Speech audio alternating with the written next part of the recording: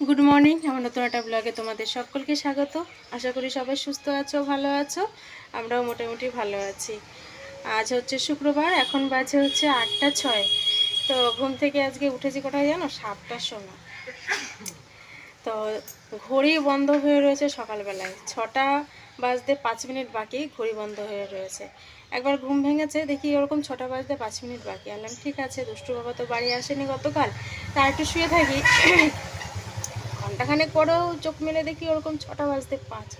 আমি ভাবলাম কী হলো রে, পরে দেখলাম যে না, ঘড়িটা বন্ধ হয়ে রয়েছে। ফোনে আর কি দেখলাম, তারপরে 7টা 3 বাজে।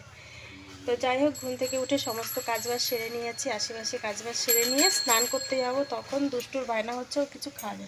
এখন দাঁড়া, আমি স্নান সেরে আসি, তারপরে কিনে দেবো। ওর সবুজ হইল না। ওই দেখো ওখানটায়, ওই যে ওখানটায় চেয়ারে রাগ হয়ে বসে রয়েছে। চল আয়, ওখানে যাবো। আয়, যেটা কিনবি কিনে দেবো, আয় আয়। কিরে, যেটা কিনবি কিনে দেবো, আয়। তো এই যে ঘড়ির ব্যাটারিটা নিয়ে নিয়েছি, এই ব্যাটারিটা চেঞ্জ করে নিয়ে আসবো, নাহলে আবার আসতে হবে। বললো ব্যাটারি নিয়ে আসো, কারণ 2-3 রকমের সাইজের ব্যাটারি পাওয়া যায়, তো সেই জন্য। তো চলো দোকানে যাই, ও কী নেবে সেটা ওকে কিনে দিই। আয়, যাবি? আমি তো দুবার আর ডাকবো না।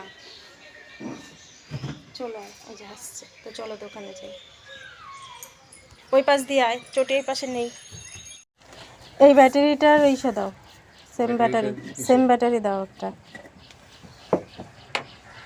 নাহলে আবার না নিয়ে আসলে আবার কইতো যে কোন সাইজের দেবো না না দেবো। ওর জন্য ঘড়ির থেকে খুললে নিয়ে আসি। ঘড়ির বললে হবে, আচ্ছা। আর ওই পেন্সিল ব্যাটারি দাও, ও তখন করলে বিপদ। তারপরে রিমোটের ব্যাটারি দাও, রিমোটের অনেক সময় বড় ব্যাটারিও লাগে, ওই আচ্ছা, জন্য তখন মুশকিল হয়ে যায় দাও। এই তুই আর কিছু নিবি? কি নিবি জলদি বল। শ্যাম্পু বলে না, যেটা নাই সেটারে কমা।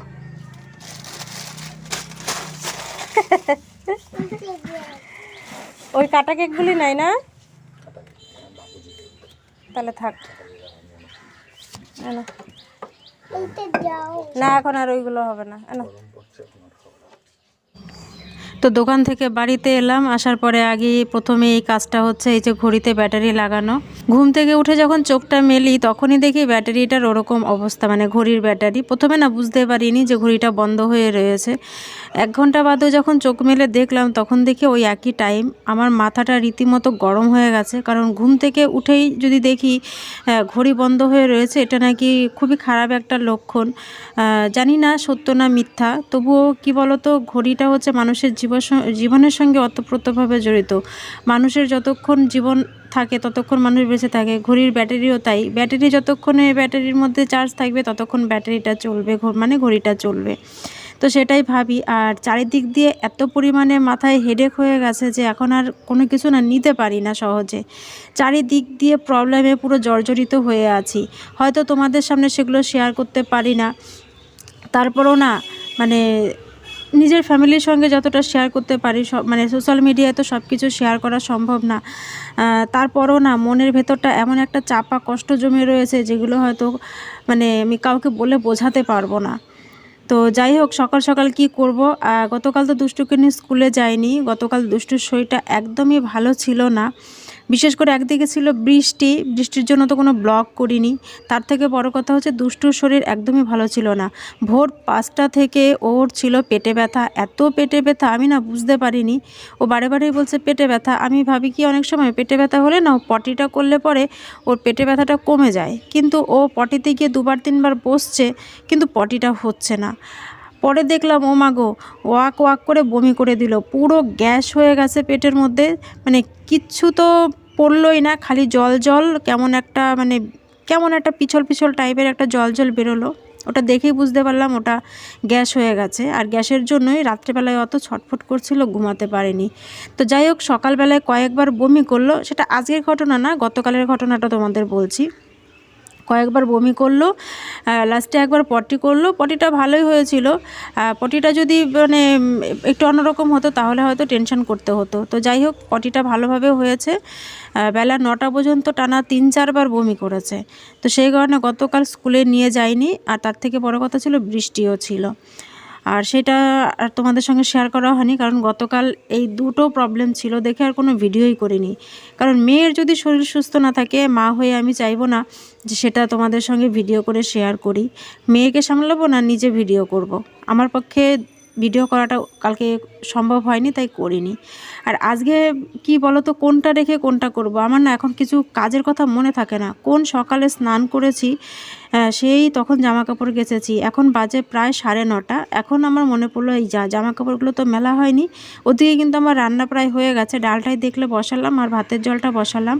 ডালটা আমার ফোড়ন দেওয়া হয়ে গেছে, এখন শুধু এই যে ভাতটা উপর করে নেব, উপর করে নিয়ে তারপরে দুষ্টুকে খাওয়াবো, স্নান করাবো। একদিকে ওর স্নানের জল বসিয়েছি, আরেকদিকে কিন্তু ওকে বারে বারে বলছি, বাবা স্নান করতে আয়, তাড়াতাড়ি স্নান করতে আয়। আর তোমরা জানোই যে স্নান করা নিয়ে না খুব জ্বালায়। যতদিন না গরম পড়বে ততদিন ওটা ঠিক হবে না, কারণ গরমের সময় তো ওকে স্নান করা নিয়ে বলতে হয় না, ও আধ ঘন্টা ধরেও স্নান করে। কিন্তু এই শীত পড়ার পর থেকেও না পুরো শীত কাতুরে, মানে বাবার মতন আর কি। বাবা যেরকম স্নান করতে চায় না, মানে জোর জবরদস্তি স্নান করাতে হয়, মানে করে আর কি, ও করাতে হয় না তো ঠিক বাবার মতনই ও না স্নান করতে চায় না। তো দেখো প্রায় এখন ঘড়িতে তোমরা দেখতে পাচ্ছ 10টা বাজতে 10 মিনিট বাকি। ওকে স্নান করালাম, স্নান করিয়ে ওকে এখন খাওয়াবো, মানে রেডি করিয়ে খাওয়াবো, খাইয়ে নিয়ে তারপরে ওকে স্কুলে নিয়ে যাব। আজকে ও যেতে চাইছে না, বলছে মা আমার গলাটা ব্যথা করছে। মানে গতকাল তো 4-5 বার বমি করেছে, গলার দিকটা না ওর এখনও ব্যথা রয়েছে। আমরা নিজেরাই বুঝতে পারি বমি হলে পরে কেমন লাগে, আর ও তো ছোটো বাচ্চা।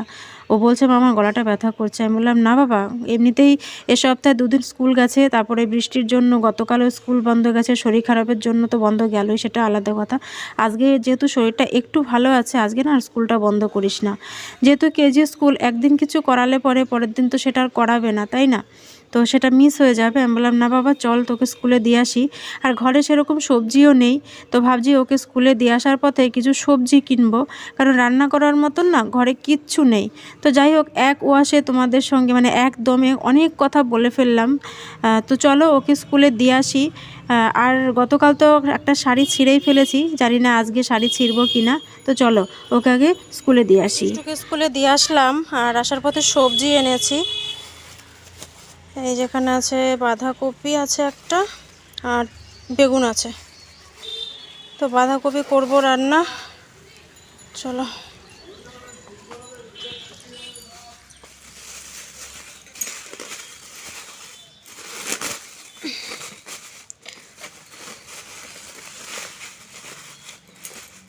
তো এখন রান্না করব হচ্ছে বাঁধাকপি।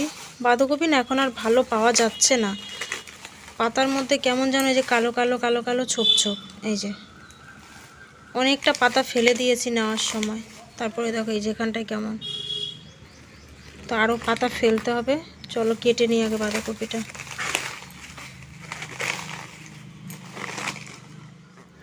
দুষ্টুকে যখন মানে স্কুলে দেব না, মানে স্কুলে দেওয়ার আগে আর কি, তখন ভেবেছিলাম যে বড় মেয়ের সময় তো কি হয়েছিল, বড় মেয়ের সময়ও কিন্তু আমি শাড়িই পরতাম, তখন বাড়িতেও শাড়ি পরতাম, রেগুলার শাড়ি পরতাম, তখন নাইটি পরা শুরু করিনি।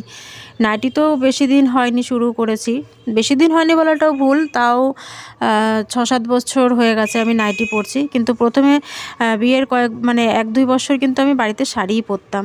তো বড় মেয়েকেও স্কুলে নিয়ে যেতাম, তখনও শাড়ি পরে যেতাম। তো ভেবেছি যে এবার শাড়ি পরাটা এবার মানে টোটালি বন্ধ করব, কারণ স্কুলে এখন মানে শাড়ি পরে সাইকেল চালাতে না খুব অসুবিধা হয়। তো বেশ কয়েকটা কুর্তি আমার ছিল আগে, তোমরা দেখেছো যে ঘুরতে যাওয়ার আগে কুর্তিগুলো কিনেছিলাম।